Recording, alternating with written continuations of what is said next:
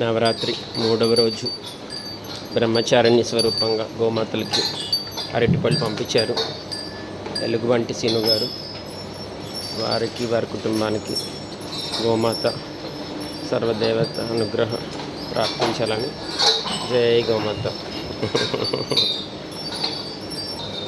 లక్ష్మీ తల్లికి, కనకమహాలక్ష్మి తల్లికి, మోక్షలక్ష్మి తల్లికి బ్రహ్మచారిణి స్వరూపంగా ఇవాళ ఆరాధన.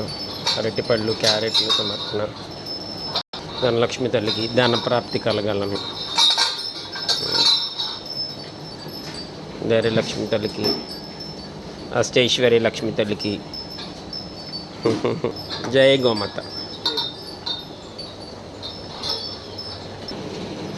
ఇవాళ బ్రహ్మచారిణి దేవిగా మా ధనలక్ష్మి తల్లికి వస్త్ర సమర్పణ, ఆపాద మస్తకం, ధూప హారతి. జై గోమాత.